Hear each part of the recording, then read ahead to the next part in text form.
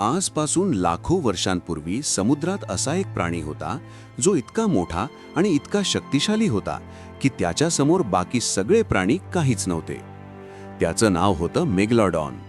पण प्रश्न असा आहे, तो कुठून आला आणि अचानक गायब कसा झाला? मेगालोडॉन हा डायनोसॉरच्या काळात नव्हता. तो डायनोसॉर नष्ट झाल्यानंतर बराच काळाने, म्हणजे त्यांच्यानंतर मिलियन्स वर्षांनी आला. तो सुमारे 23 मिलियन वर्षांपूर्वी पृथ्वीवर प्रथम दिसायला लागला आणि जवळपास 3.6 मिलियन वर्षांपूर्वी तो पूर्णपणे नष्ट झाला. म्हणजेच हा प्रचंड समुद्री राक्षस जवळजवळ 20 मिलियन वर्षाहून अधिक काळ, म्हणजे लाखो वर्ष, समुद्रावर आपले एकछत्र राज्य चालवत होता. त्याच्या काळात तो खरोखरच समुद्राचा राजा होता. तो कुठे राहत होता? जवळजवळ संपूर्ण जगभर, Pacific ocean, Atlantic ocean, Indian ocean, विशेषतः उबदार, गरम आणि सब ट्रॉपिकल पाण्यात तो अधिक सक्रिय आणि आरामात राहत होता.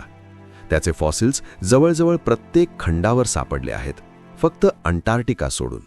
म्हणजेच आज जिथे आपण आरामात बीचवर फिरतो, पाण्यात खेळतो, स्विमिंग करतो किंवा सूर्यस्नान घेतो, त्या सगळ्या ठिकाणी कधी काळी हा भयंकर मेगालोडॉन भटकत होता. कल्पना करा ना, त्याच समुद्रकिनाऱ्यावर जिथे आज आपण पाय बुडवतो आणि लाटांशी खेळतो, तिथे एकदा 18 ते 20 मीटर लांबीचा, 50 टन वजनाचा, रेल्वेच्या डब्यासारखा प्रचंड आकाराचा शार्क आपले शिकार शोधत फिरत होता. भीती वाटते ना? पण ही वास्तविक प्राचीन इतिहासाची गोष्ट आहे. जर तो आज जिवंत असता, तुम्ही समुद्रात जाण्याचा विचार केला असता का? मेगालोडॉनचे वर्चस्व. मेगालोडॉन किती मोठा होता? वैज्ञानिकांच्या अंदाजानुसार आणि फॉसिल्सच्या अभ्यासानुसार तो 50 ते 60 फूट लांब असू शकतो, म्हणजे एका पूर्ण स्कूल बस एवढा मोठा. कल्पना करा, एक स्कूल बस पाण्यात तरंगत असल्यासारखा हा प्रचंड शार्क समुद्रात फिरत होता आणि त्याचे वजन जवळपास 50 ते 70 टन, म्हणजे 10 ते 12 मोठ्या हत्तींच्या एकत्रित वजना एवढे. एका वेळी तो एवढ्या भारी शरीरासहित पाण्यातून वेगाने हालचाल करत असे. त्याचे दात 7 इंचांपेक्षा जास्त लांब होते आणि ते खूपच धारदार, तीक्ष्ण आणि मजबूत होते. एका दाताचा आकार पाहिला तर तो आजच्या ग्रेट व्हाईट शार्कच्या दातापेक्षा 3 ते 4 पट मोठा होता. त्याचा जबडा इतका प्रचंड आणि मोठा होता की तो एका माणसाला सहज पूर्णपणे गिळून टाकू शकतो, किंवा एका मोठ्या व्हेलच्या मोठ्या भागाला एका चाव्यात कापून टाकू शकतो. पण एक महत्त्वाचा आणि रंजक प्रश्न, इतका प्रचंड आकाराचा, इतका भारी आणि शक्तिशाली प्राणी दररोज किती खात असेल? त्याला जगण्यासाठी आणि त्या विशाल शरीराला ऊर्जा पुरवण्यासाठी किती अन्न लागत असेल? कदाचित तो दररोज एका मोठ्या व्हेल किंवा अनेक सील्स आणि इतर समुद्री प्राण्यांचा शिकार करून खात असेल. मेगालोडॉनचे साम्राज्य. मेगालोडॉन एकटा राहायचा की तो समूहात राहायचा? काही संशोधन आणि फॉसिल्सच्या अभ्यासानुसार हे समोर आले आहे की लहान मेगालोडॉन, म्हणजे नवजात आणि तरुण मेगालोडॉन, शॅलो पाण्यात वाढायचे, म्हणजे त्यांच्या नर्सरी एरियाज असायचे. विशेषतः उबदार शॅलो कोस्टर वॉटर्स आणि प्रोटेक्टेड बेजमध्ये, जिथे पाणी कमी खोल होते, लाटा कमी होत्या आणि शिकारही सहज उपलब्ध होते. या नर्सरी एरियाजमध्ये ते सुरक्षित राहू शकत होते, शिकार शिकू शकत होते आणि हळूहळू मोठे होऊ शकत होते. या ठिकाणी मोठ्या आणि प्रौढ मेगालोडॉनपासूनही त्यांना थोडे संरक्षण मिळत असे, कारण मोठे मेगालोडॉन बहुतेकदा डीप वॉटरमध्ये राहत असत.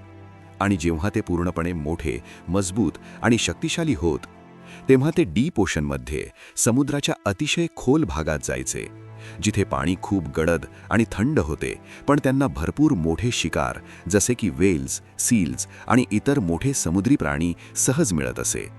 तिथे ते आपले पूर्ण सामर्थ्य, वेग आणि शिकार कौशल्य वापरून राज्य करत असत. म्हणजेच त्यांचं संपूर्ण आयुष्यही एक खरी सर्व्हायवल स्टोरीसारखं होतं. लहानपणी शॅलो पाण्यात संघर्ष करणे, शिकार शिकणे आणि वाढणे, आणि मोठे झाल्यावर डीप ओशनच्या आव्हानांमध्ये, खोल समुद्राच्या रहस्यमय जगात आपले एकछत्र साम्राज्य चालवणे. पण मग असा इतका पॉवरफुल, इतका भयानक, लाखो वर्ष समुद्रावर निर्भयपणे राज्य करणारा प्राणी अखेर नष्ट कसा झाला? काय झालं की हा समुद्राचा राजा एके दिवशी इतिहासात विरून गेला? कोणत्या कारणाने हा प्रचंड राक्षस पृथ्वीवरून पूर्णपणे नाहीसा झाला? मेगालोडॉनची विलुप्ती.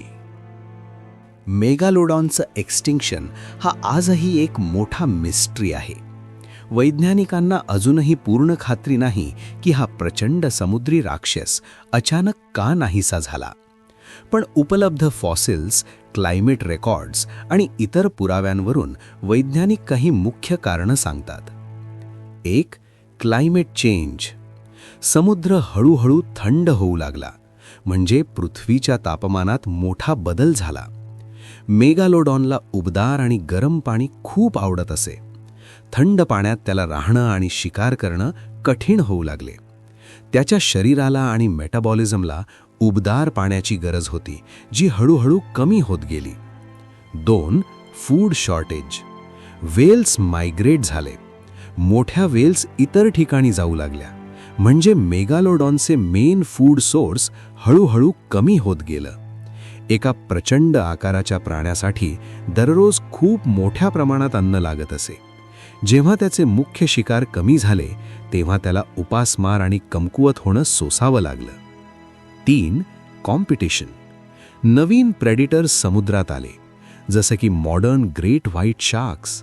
हे लहान आकाराचे होते, पण जास्त ॲडॅप्टेबल, इंटेलिजंट आणि वेगवान होते. ते वेगवेगळ्या पाण्यात आणि वेगवेगळ्या परिस्थितीत सहज जगू शकत होते. मेगालोडॉनसारखा प्रचंड आकार ठेवणं त्यांच्यासाठी सोपं नव्हतं. या सगळ्या कारणांमुळे मेगालोडॉन हळूहळू कमी होत गेला, त्याची संख्या घटत गेली आणि शेवटी तो पूर्णपणे नष्ट झाला. लाखो वर्ष समुद्रावर राज्य केल्यानंतर हा भयानक राजा इतिहासात विरून गेला. आता तुमच्यासाठी एक प्रश्न. मेगालोडॉन खरंच नष्ट झाला आहे की अजूनही जिवंत आहे? कॉमेंट करा आणि अशाच फॅसिनेटिंग व्हिडिओजसाठी क्लॅरिटी मराठी यूट्यूब चॅनलला सबस्क्राईब करायला विसरू नका.